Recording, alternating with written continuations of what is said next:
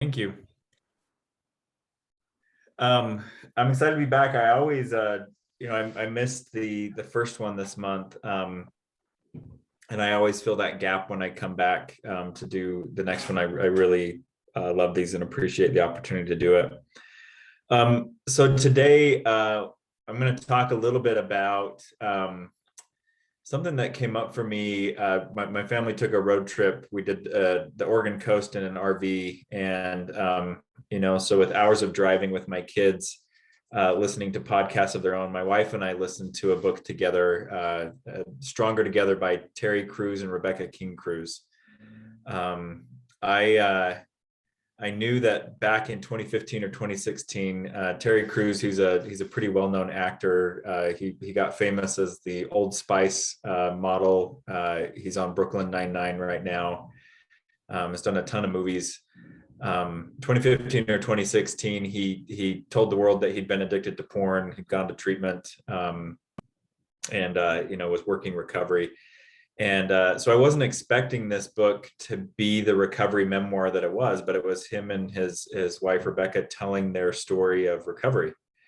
And I really, really appreciated a lot of the insights, and especially how real it was. It was definitely not a butterflies and daisies, rah, rah, go get it. It was a pretty gritty look at what recovery is like.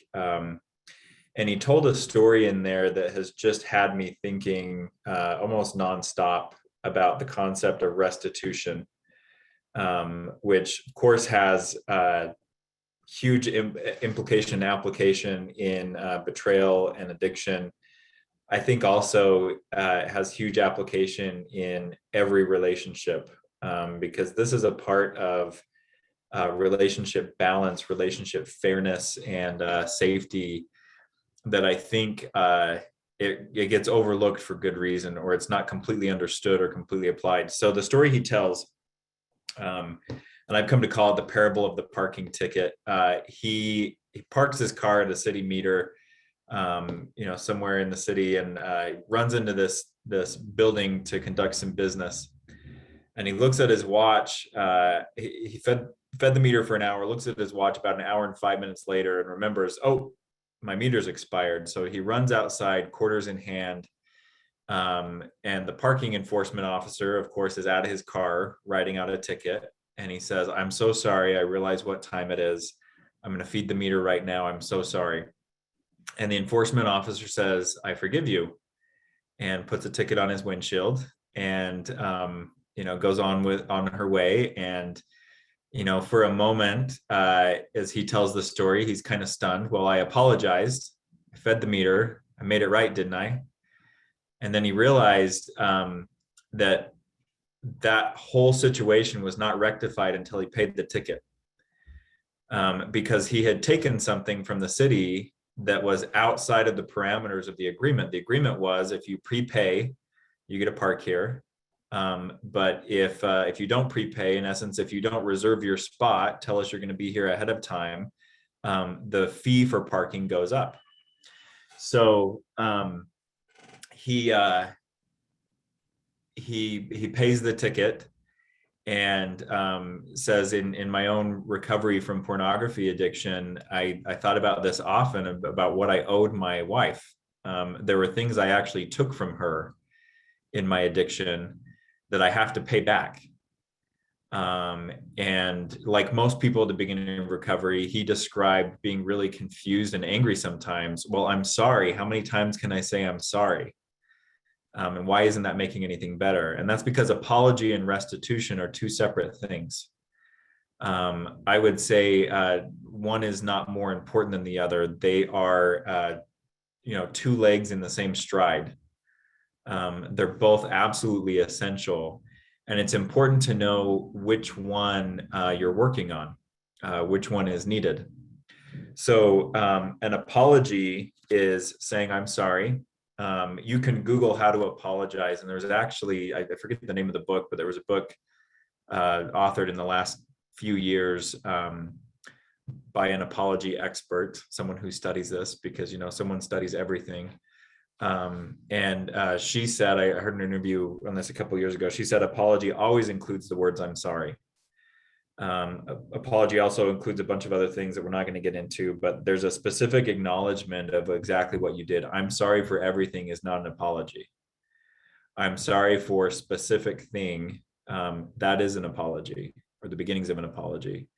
So apologies, I'm sorry for the specific thing as many times as it takes, as many times as it's needed.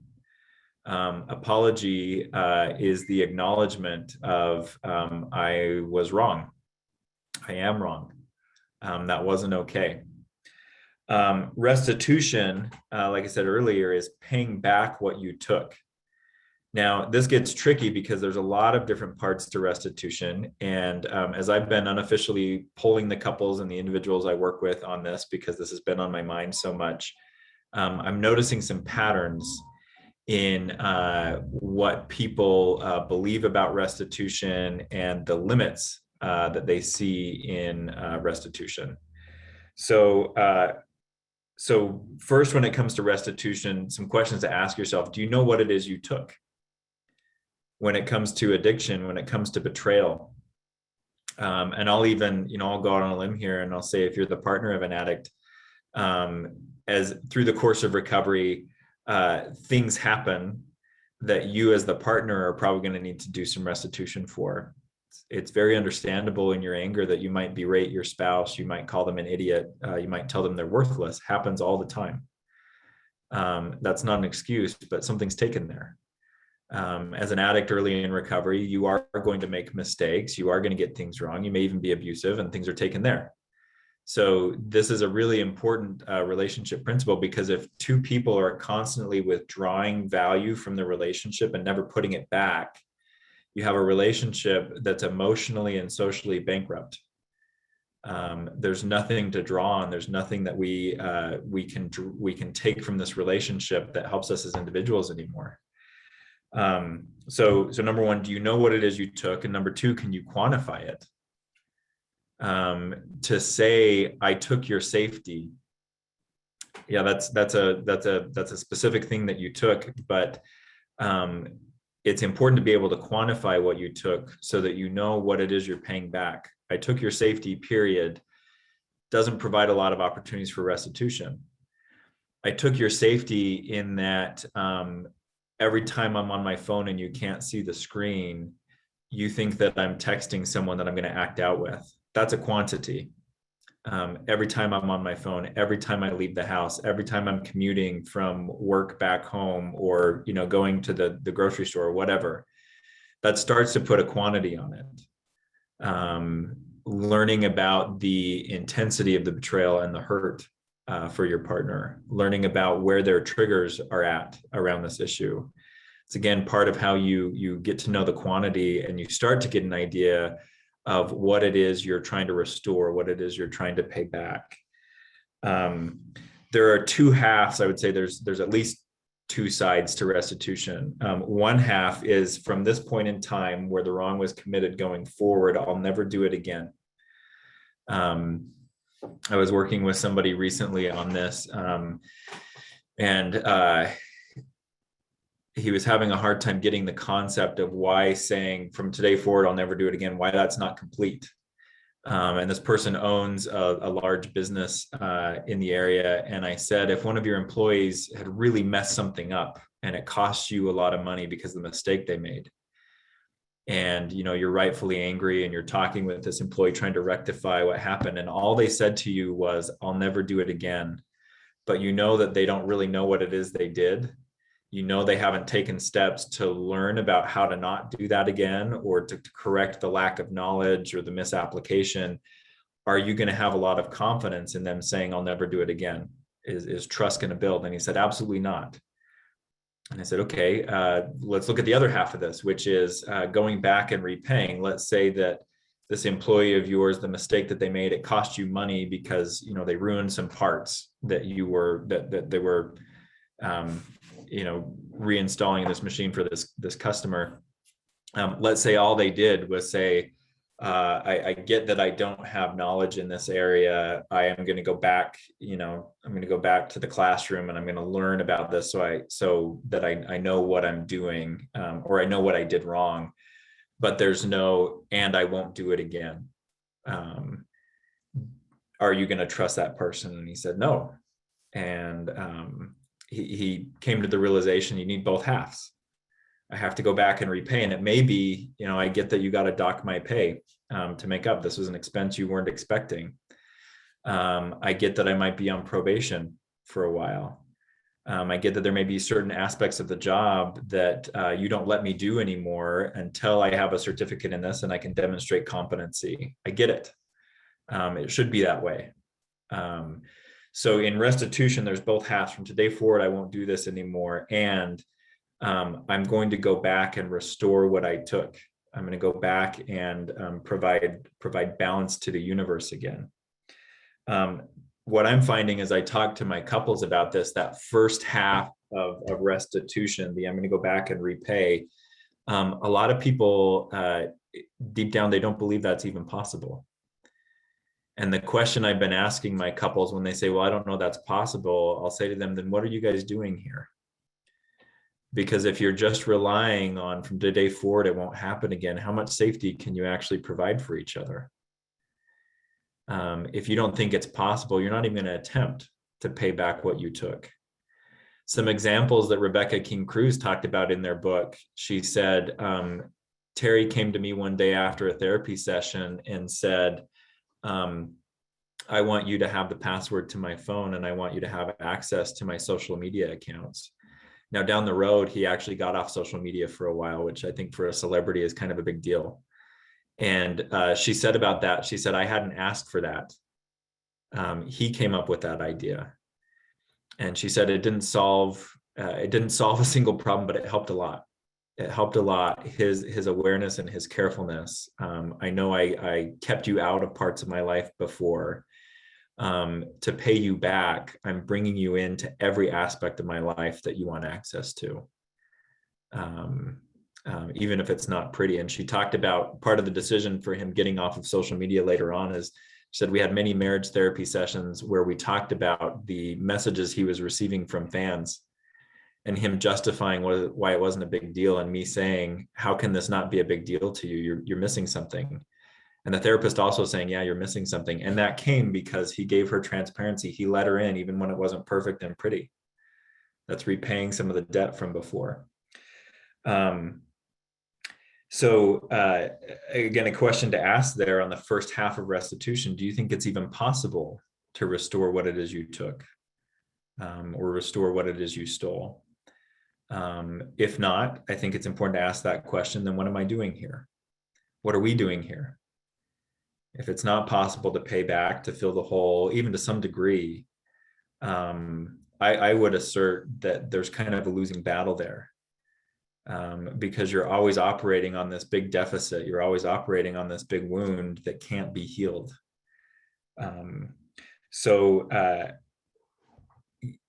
Really searching either your own experience or somebody else's experience. One couple I talked to, they said, no, we don't think it's possible to go back. What do you think? And I said, I absolutely think it's possible to go back and to repay a lot of what was taken from the past. If I didn't, I wouldn't be doing this work, both personally and professionally. So it may take talking to a sponsor or a support person, your therapist, and you might have to borrow some of that hope or some of that perspective for a while until it becomes a perspective of your own. What I find with individuals and couples in recovery, they don't tend to do consistently what they don't think is possible. And in other words, people don't like to start a battle they know they're going to lose. So philosophically, I think when it comes to restitution, if you're going to be effective at it, you have to have a place for it in your universe. Otherwise, you run into what I think a lot of people in recovery run into when it comes to their relationships is it will never actually get better. I'll never actually be able to make up for what I did. And that's really demoralizing. That's really, really difficult. So in summary, two things I would encourage everybody here to do is to do a capacity check in yourself. Number one, do you know how to apologize? As with most things in recovery, I think a large reason why people don't do things that help them is because they don't know how. It's one thing not to see the opportunity, and it's another thing to see the opportunity and freeze up, or to have the opportunity pass you by because you don't know what to do about it. So I would encourage everybody here to do some soul searching. Do I actually know how to apologize effectively? There's no buts in apology. There's no contextualization. There's no let me help you understand why I did it. It's a straightforward, I'm sorry, shouldn't have done that. I'm sorry, that wasn't okay. And the other question is, do you know what it is you're actively trying to restore with your partner? Do you know what it is you're actively trying to restore within your relationship? Because again, big jobs without a defined mission become quagmires. They become demoralizing. And taking the mission wholesale, well, I have to restore broken trust. I have to restore a broken heart. I have to pay back, innocence and safety that I took through my cruelty. There may be a lot for you to restore. Take it one thing at a time. Focus on one bite of the elephant at a time. And what I'm identifying with couples and individuals who have been successful at this, they keep in mind there's a lot for me to pay back, but they don't get lost in that 30,000-foot view. They start to get really specific. This is where in the 12 steps 8 and 9, I think, are genius, because step 9 really is about that specific amends. Anybody who knows how to work the steps, or any sponsor you work with who knows how to work the steps, if you came to them with, here's my list of amends, and the thing I'm making amends for is everything, they'll tell you you're not ready. They'll tell you to get more specific. So same thing here. If restoration needs to happen because of your actions, because of something you took, do you know what it is you took? Do you know what it is you're trying to restore? Get really, really specific about that.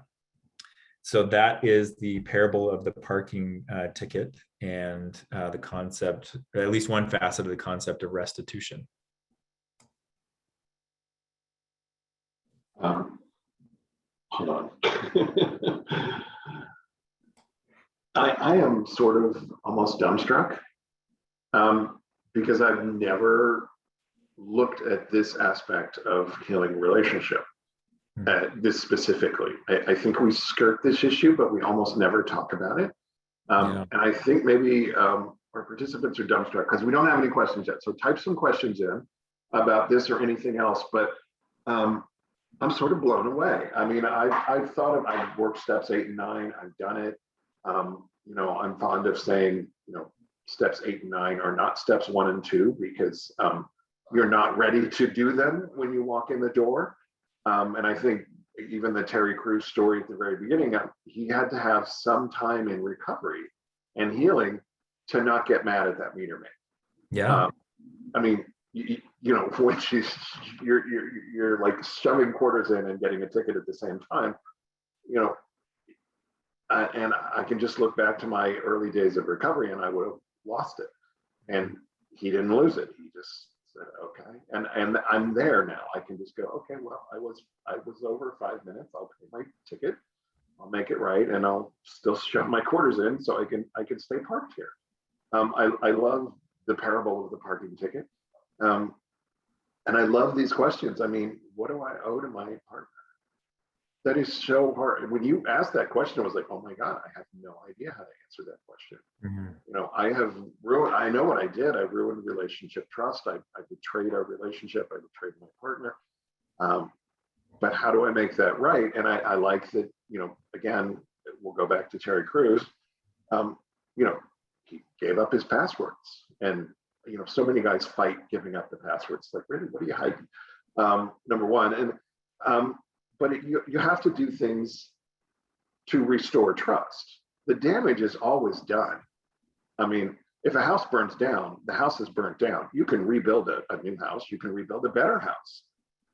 But that you can't unburn the house. And I think you can't unburn a relationship, but you can repair it. But and I love, how does an elephant, an African bull elephant eats 600 pounds of food a day. And the joke is, how does he do it? One bite at a time, mm-hmm. Which you kind of alluded to. And I think that's how you probably make restitution here, one tiny little bit at a time. This is reminding me, I'm a big fan of the NPR show Wait, Wait, Don't Tell Me. And like I'm probably on the obsessive side of fandom. So a couple of years ago, they had an anniversary and they did these like special episodes in their podcast where they interviewed longstanding panelists. And Paula Poundstone is one of my favorite panelists on the show. And her interview took an unexpected turn. She talked about her alcoholism and her recovery. And I think at one point, I may be speaking out of school here. If I'm remembering, I think there was like some DCFS involvement with her kids. And she talked very openly about that. And what she said after that was so profound to me. I actually pulled over the car. I went to her website and I sent her an email, knowing there probably wasn't a response, but it was so touching to me. She said, what I can do now and what I'm trying to do is I wake up every day and I think about how can I make their lives and how can I make the world a little bit better? Because I really did, I contributed to making it an awful place for a while. And, that whole idea of, I think for a lot of people up to a certain point in recovery feel like that burden of debt from what they've taken it's a punishment. And for her and for so many other people, and this is something I've been trying to apply in my own life, it's actually that commitment to restore what we've taken, I think, is a ticket to freedom. That ability to say, yeah, I've taken and it's time for me to give back. I think recovery is not just about, it starts with getting ourselves to a place where we're safe and sane. One of the reasons why I love the recovery community so much is because I think so much of the goodness that gets pumped out into the world comes from people who are in this kind of recovery and who are aware of that balance sheet and are committed to restoring and putting back good into the world, with that sense of I've disrupted the balance here. And it's not just an I owe it and a judge ordered I have to do this. This is part of how I am a responsible human being and a responsible member of relationships in society. It's my pleasure to be making the world a little bit better each day, whether that's on the micro level or the macro level. That idea of balance and justice and fairness, I think, are some of the most important underpinnings of any functional relationship. I have seen Paula Poundstone in concert several years ago. She's pretty left wing. I saw her in Palm Desert, which is pretty right wing. It took her about 30 seconds to win over the audience because of her honesty.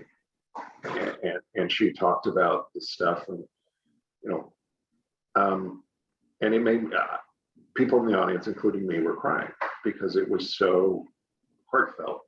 And I wake up, part of my morning routine every day is, I tell myself today I'm going to be part of the solution, not the problem, because I was part of the problem, and I can never undo being part of the problem, but I can live differently today.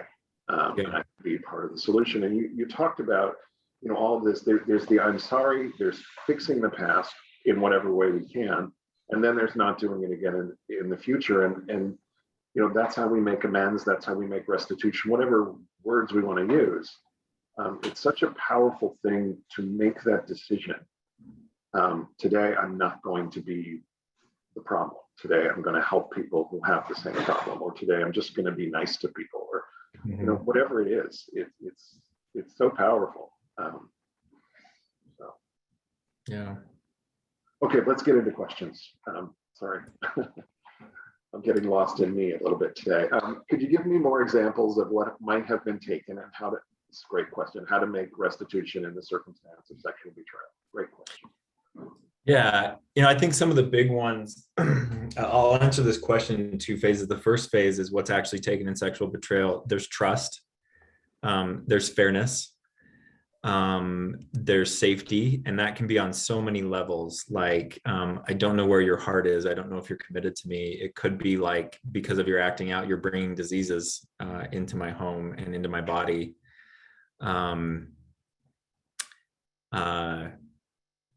So that's the first phase from sexual betrayal specifically, is what's taken. Sex addiction, I think, is a little bit different than other addictions because, and I could be wrong about this. You correct me, Scott, if I seem off base here. With other addictions like substance, I think the relationship dynamic is secondary to the addiction, meaning because I'm addicted, my relationships are this way. When it comes to sex addiction, so much of the acting out is within the relationship, because it's an intimacy disorder. So I think it's also important to expand it beyond what did just my sexual acting out take, and what kind of a partner have I been, and what did that take? For example, this last weekend, my wife she's a cosmetologist, and when we adopted our daughter at the end of May, my wife took a couple months off. We both took as much time off as we could to kind of regroup and resettle, and so she started working again, and a big part of the consideration for us is what was her schedule going to be, and how could we maximize the support that she got. She is the primary caretaker of our kids, but when she's working, she can't do that and shouldn't have to. So this last Saturday, me and my boys, we got asked to help with a neighborhood carnival, and unthinkingly, I'm talking with my wife the night before, and I'm trying to time when we're supposed to be at the carnival with baby's naps. And I said, okay, so she usually goes down at this time, and we're supposed to be at the carnival. I said, maybe I'll just leave her here to sleep, and you can call me when she wakes up. And my wife said, no, like that's not the deal. You're the primary caregiver on Saturdays, and you can't call on me to babysit. That's your job. If you don't want to take her with you, you need to hire somebody to come here and watch her. And I realized that taking for granted that I can just dump this, like I'm just as much the parent as she is, I can just dump this responsibility on you. And I have taken that for granted for a lot of our marriage. That's not the core of betrayal, but it's a part of the betrayal. So I took baby with me in her stroller, and I'm running this carnival booth with a baby on my hip, sometimes feeding her, sometimes rocking her to sleep. There were time periods I had to close down the booth because my kid needed something.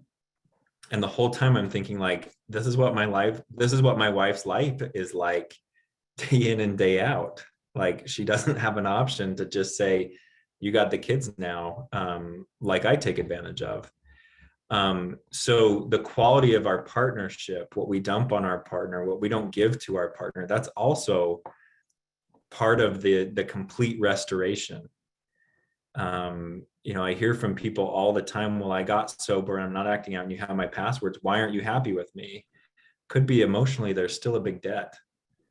So I would encourage, not to put the cart before the horse, or to make this too big, but remember, it's not just what did you take in betrayal, it's what have you taken from being an incomplete partner. That's got to be restored too. I hope some of those examples and some of the examples of restitution are helpful there. I'll go back to some of the acting out, like I gave the example of sharing passwords. I think regular tests, if you've acted out with other people, that's a way to perform restitution, is to make sure, I've taken my consideration for my health and my ability to, make use of, I've taken that to the next level, and I'm going to proactively be testing. So I'm not bringing anything unknown to you ever again. Yeah, first of all, I just want to jump in here. There is an extra layer with sex addiction. The betrayal, there's this extra level of betrayal, where there's another person involved or other people involved, and in an intimate sexual way, and it hurts more generally than just living with an alcoholic who can be horribly abusive or whatever.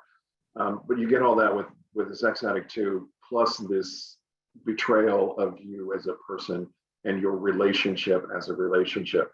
And these are, two incredibly valuable things that have been betrayed. So there's that extra level that you do have to make up for. And I just want to add, full disclosure, do a full therapeutic disclosure, get everything out, make sure your partner has the full truth and you're not holding anything back, because they can't heal until they know everything. That's number one. And be rigorously honest from then on. And that means tell the truth, tell it faster. If you lie or keep a secret, come clean right away or within 24 hours at least, and admit that you kept a secret for 24 hours, whatever, do some rigorous honesty. And then, that emotional pain that you've created, you're going to have to show some empathy. You're actually going to have to feel that pain with your partner if you want to make it right with your partner. I think that's one of the biggest ways to actually make restitution, is to actually feel the pain with your partner. I have found it really, really helpful in this, parable of the parking ticket, to put it in context, not of what did I have an oversight on, but what did I steal? What did I take without right? Because I think it hits at a different level. It's easy to say, yeah, my mistake, or I'm not good at this, versus I really took something of value from you. And that's one of the first parts, like you said, Scott, of restoring, is sitting with and not just acknowledging, but feeling the pain of what you took. That's actually part of how we learn deep down on a neurological level, is not this, I'm floating above it left brained, but as difficult as it is, I'll go in right brain. I will be here with you in the pain, not just acknowledge that, yeah, I did that, and so sorry you have to deal with that, but like, I'm in this with you. Your loss is my loss. This is it's an us thing, not just I did this to you and now you have to deal with this. There is a deficit in our relationship because of my actions. And at some point, couples need to realize, as they're trying to heal, that they're on the same team. They need to stop fighting each other and start fighting the problem, which is the infidelity and the pain and the loss of trust. And those are not, when you can get on the same team and work toward that, and you do that by showing empathy and being honest and all of that stuff.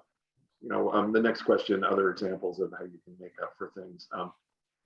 Go to therapy, go to group therapy, do your homeworks, go to 12-step meetings, get a sponsor, share at meetings, sponsor somebody else. And not as punishment for your sickness, right? This is, when I'm doing this stuff, I'm being the partner that you need me to be. I'm being the person who can actually put good into your world and be a net benefit instead of a drain. So it's not a lot of, I think a lot of times in recovery, we look at that kind of stuff as like, this is the castor oil I have to swallow, it's nasty. When I look at that as like, there's a price tag on it. And when I do this kind of stuff, it actually moves value. It moves stability back into where I took it. Totally different world for me than I've just got to swallow this pill. And it's like, yeah, payback is hard. Payback work does require something, but when I can see that my work actually adds value to something that I wanted to add value to, it's a whole different motivation game there. Yeah, I just want to add, as an addict who has had to make a 180 in my behavior toward other people,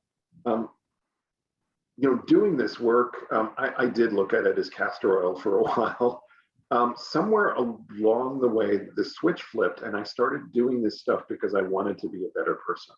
Mm-hmm. I did not want to be that guy anymore. Yeah. I didn't want to look in the mirror and quickly look away because I didn't like what I was seeing. There are tremendous gifts to making amends and making restitution that are internal gifts. I mean, I make restitution and I get better. And I feel better about myself. My self-esteem goes up, and just my life in general is better and happier. And oh my God, I mean, the gifts are incredible, but the work is hard. Yeah, and there are tears. So I don't think either one of us wants to lie to you. I mean, making restitution, there will be tears. I mean, I think when Terry Crews gave his wife passwords and she saw some of the things that fans, she probably had a fit, and there were probably tears. I mean, I'm gonna have to get the book out. So, okay, let's jump to the next question, unless you got something to add there. No, just it brings up another thing he talks about in the book is one of the greatest gifts of his recovery is this deep down knowing I can just feel what's happening now. And he talks about a disastrous anniversary they had where he ended up eating dinner alone. But he said that's actually they recently celebrated their 30th wedding anniversary, and he said like Stevie Wonder came and performed for us, but that wasn't the best anniversary ever. It was the one where I ate dinner alone and I could sit there and say, it's okay, I can just feel this.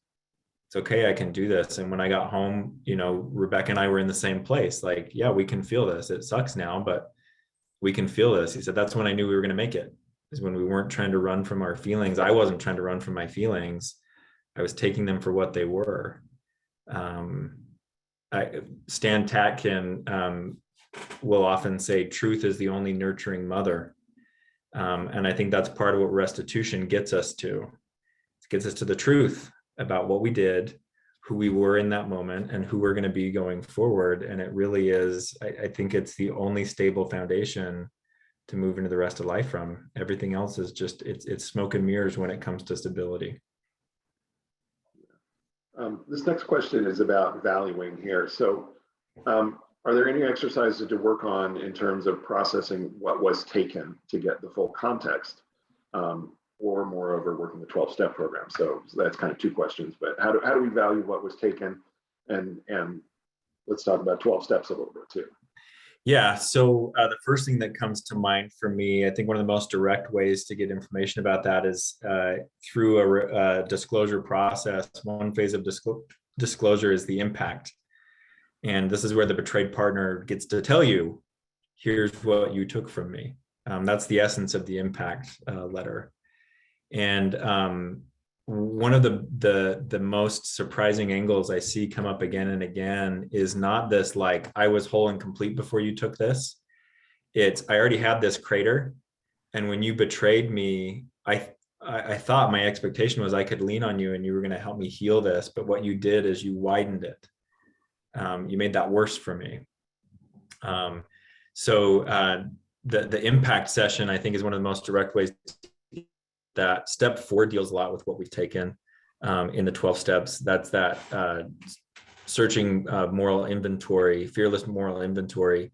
If you look at it from like a social relationship balance thing, what it is it's your deficit and your asset sheet. What do you add to the world? And then of course, step 9 is another way of looking at that. It's interesting. I always like looking at the 12 steps through different singular lenses. So when you look at it through restitution, it's a whole process of getting right with the universe. So some steps are very like pay up steps. Like I think step 4 and 5 are pay up steps. I think steps 8 and 9 are pay up steps. 1 year pay up steps. There's some step 12 is definitely a good added to the world. Pass this message along to others. Step 11, I think is another one of those. It's not so much a pay up, but more of a like, here's how you stay on top of it daily. You're taking inventory.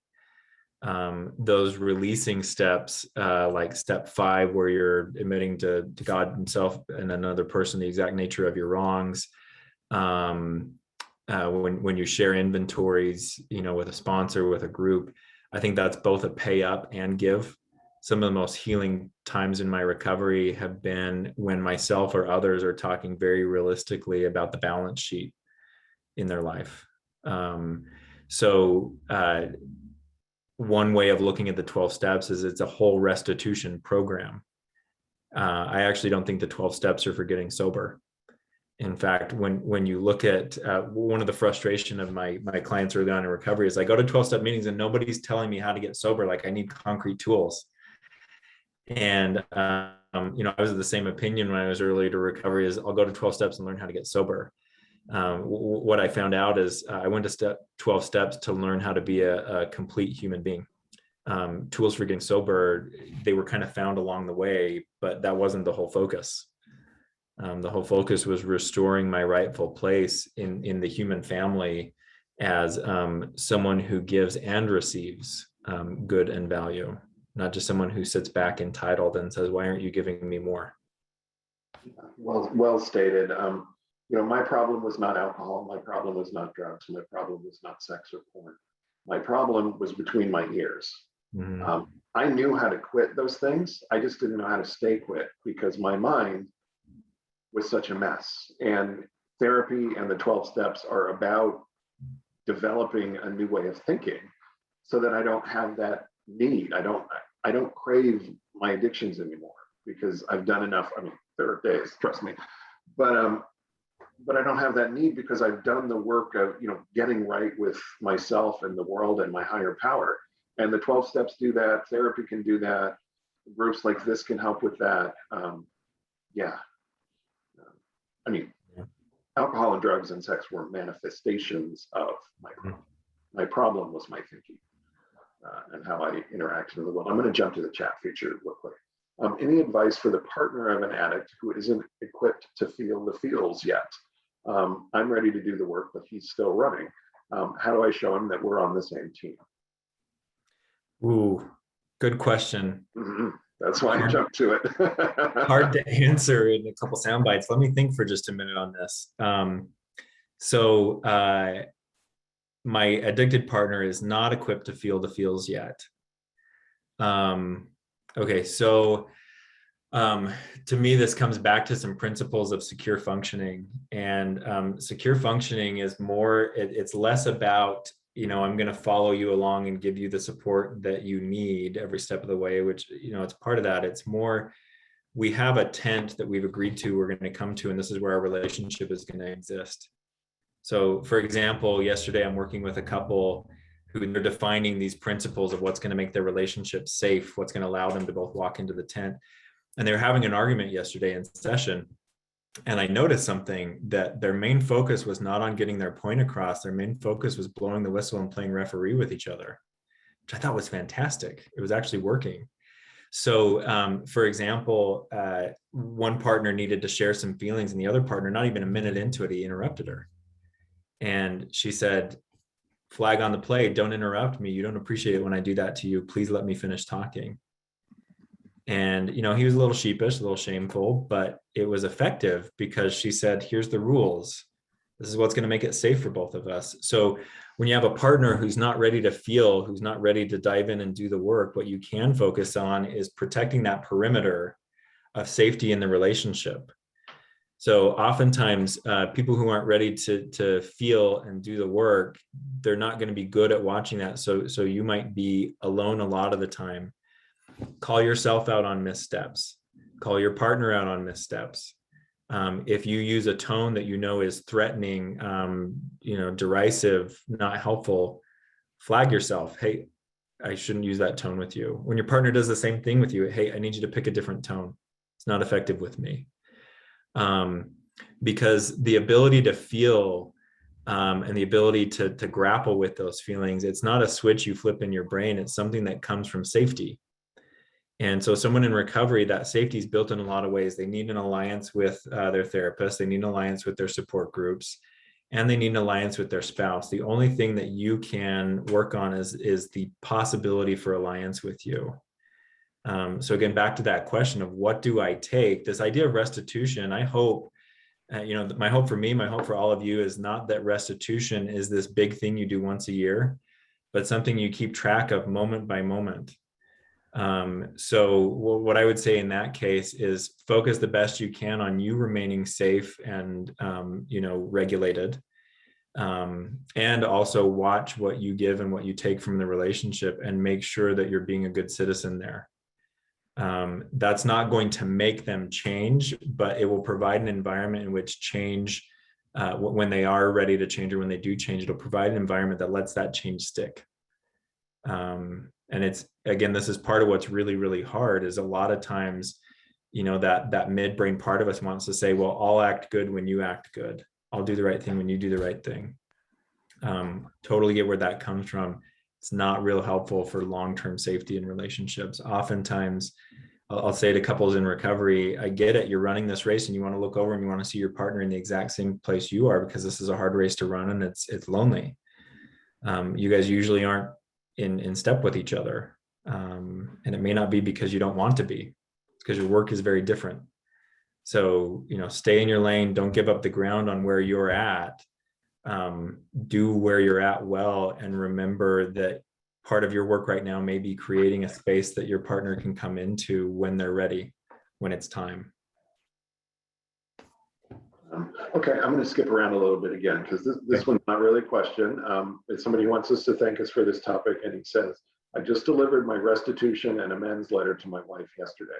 I'm so grateful to hear this. I would not have understood this talk before writing this letter and going through the process and beginning to empathize with the abuse I've put her through for 36 years. I think that's amazing. I mean, the process of healing that therapists like Jon walk people through involves, disclosure, and then the impact letter, and then the restitution amends letter. And this is somebody who's at the end stage of that, and is really grateful to be at the end stage of that. I just wanted to share that. And I don't know if you have any thoughts on that, Jon. It works when you work the process, not try to get to the goal line. The thing that I think is most valuable about the whole disclosure and impact and restitution process isn't actually the letters that you deliver in the end, but it's what changes in you to get that letter to a point where it's appropriate and on target. And thank you so much for sharing that experience, because I think that goes to show, like, you may have thought that this was about clearing the air, but so much else changed. And, good for you. Good for you for working that process. Yeah, it's about being part of the solution instead of the problem, and there's this psychic sea change. Anyway. Okay, next question. Do you recommend that both the impact and restitution letters be shared at the same time? I've been talking to another addict, and he said it was powerful for them to do that. If both are in alignment, could it be okay? But if key impacts are not covered, it may be a disaster. So anyway, normally the process is disclosure, and a few weeks later, the impact letter is shared, and then a few weeks later, the restitution is shared. So this person is asking if it's okay to do impact and restitution at the same time. I think that like any health recommendation, that needs to be appropriate for the individuals. In my book, the baseline I come from is, how do you give restitution for an impact you don't understand? So I think it's receiving impact, letting that work in you. Another part of this whole restitution thing is it comes from two places. One is what your partner is asking for, and the other one is your best guess at what's going to make a difference. So the Cruzes talk about this in their book. Is there's some things that she asked for very specifically from him, and he had to get on board with. And then there's other things like you ought to have access to my phone and my social media accounts, that it was his best guess at what might help. So it's working it from both angles. So you may be able to get a pretty accurate restitution letter just based on, I can think that this might be what was taken, but I do think there's a lot of value in sitting with the impact first, letting that really marinate in you, and then coming back to your best guess and really honing it in. But I'm not surprised. It wouldn't surprise me to hear that there are some situations where delivering them at the same time is powerful. In my personal work, I wouldn't have that be that would be the exception, not the rule in my personal work. Let me ask you this. Do you recommend couples save those letters, and do you ever revisit them like a year down the road so they can see where they are, see progress, see not progress? Absolutely. The only part of the disclosure process I recommend that couples don't hang on to is the actual disclosure letter. That's something that's valuable for the addicts that I work with, I think, to hang on to for that progress thing. But in the impact and the restitution letters, these are expressions of pain. These are expressions of empathy. These are expressions of sorrow, which can be a valuable artifact for the relationship. Some couples will save the ticket stub from their first concert. Some couples will save these mementos. I think this is a memento of relationship maturity. And it might have some value to save this as an artifact. If this is when we started getting it right, this is when we started really seeing each other. When we started healing. Yeah. And I also, this is when we started seeing each other. This is most sex addiction relationships, where you got an addict and a non-addict, and there's betrayal. I always think those relationships have a chance to be better than ever, because the addict will open up in ways that I'm going to be sexist here and say all the men are the pigs, but we open up in a way that we never did before. We learn how to tell the truth. We learn how to be vulnerable with the one person who can hurt us the most, is our partner. Do you see that where the addict becomes, I don't know, a non-addict or a recovered addict or a healed addict or whatever, but just a better person, and the relationship goes far beyond what it ever was when it was supposed to be good? Yeah, because I think, for me individually in recovery, I could not, how do I want to say this? First individually, I had to realize I couldn't take anything for granted. When it came to my health, when it came to my emotions, like I couldn't gloss over anything. Because I went from thinking that I was this, roughshod, can handle anything, to recognizing that I had some fragilities, and I had some parts of me that needed care, not ignoring. And so individually, I've really had to up my game in caring for myself. For example, last night I had a breach in that. I went and rode my mountain bike in the smog, and I'm paying for it this morning. Got a little bit of headache. My lungs are not, 100%. And, that's the kind of stuff where I have to pay attention to that, and I have to have a better relationship with myself. When it comes to relationships, when there's not this kind of rupture, I think we can tolerate a lot of lumps under the rug.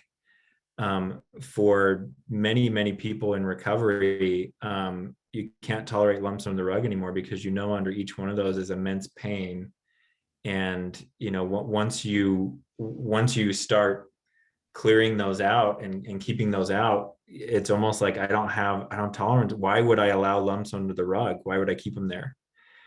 And so recovery, particularly for couples who really get it and hone in on what the spirit of recovery is individually, they have this aspect come into their relationship of, these intimate relationships are some of the hardest things that we do. If I'm going to put any energy into doing something really difficult, why wouldn't I do a good job at it? Why wouldn't I do it as well as I can? Why would I, if you bought a car that was more expensive than the home that most people live in, I think you would change the oil in it. I think you'd probably vacuum it a little more frequently. You'd probably keep it tuned, because you realize the value here. And for people in sex addiction specifically, as they, come to, they realize the pain that has been there in disconnection, the pain that has been there in being out of relationship, and the relationships become more precious to them. It's not something we can take for granted. It's not something that's going to take care of itself. And it just so happens that whether there's addiction or not, that's what makes good relationships, is working at them, taking care of them, taking care of each other. And that the pain goes deeper than just, I cheated on you, I did this with this person and that with that person, and and gave you an STD, or it's, I wasn't there for you the way a partner is supposed to be there for you. I wasn't as available to you in your hour of need. And this is the one that I think hurts betrayed partners the most. I didn't share my needs with you when I had them. I think that's the one that betrayed partners are hurt by the most. It's like, why not? Why couldn't you? Well, of course we couldn't, because we're addicts, but I mean, this is the kind of stuff that we have to make up for. It goes beyond giving you my passwords. I'll give you one more example from my own life. I think one of the rightful places we have as partners is to help and protect each other's vulnerabilities. So for the longest time at the beginning of my marriage, my wife would say to me often, I feel like you don't need me. And there'd be a part of me that was like, isn't that a good deal for you? Like, you don't have to take care of me. Like, we could have fun together. And, but what I was taking from her was her rightful place to be the soft place to land, the one who dries up my tears, the one who holds my brokenness and my vulnerability and my insecurity. And it blew my mind. It took me a long time to realize that's actually part of what she had signed up for. She didn't want me because I was broken, but she also did not want my brokenness. And so like some of the restitution is I have to remind myself on a daily basis that it's important for her and for me, for her to be able to help me. So I have to ask for help on a daily basis. I have to remind myself, I can't take this opportunity for her to be soft and caring and empathetic. I can't take that away from her just because it's not comfortable for me. That's a part of the fullness of the relationship that she wants to be able to play. And frankly, I want to be able to do that with her too. So you a want lot to of do what your kids and people you love, you want to be there for them. I cut you off. Go ahead. Sorry. yeah, no, and that's, that's the point. A lot of what we take is not just this tangible thing. Sometimes it's your rightful place to really be with me through sickness and health, through everything. There's tremendous benefit that comes from that, but with most things with tremendous benefit, it doesn't come without struggle and hardship. And a lot of in addiction, how we try to manage relationships is I'll just make this as easy as possible for you, and we really rob our partner of the ability to have that, like, I am with you through thick and thin. I do know everything about you and you know everything about me. We give that to each other. Well, this is the best hour of my day. It's the best hour of my week, maybe the best hour of my month. What a great session, Jon. Thank you so much. And we had a bunch of thank yous in the chat feature. So thank you all for being here and participating. Thank you all for the questions and the opportunity. I enjoyed this today too. Yeah, very cool.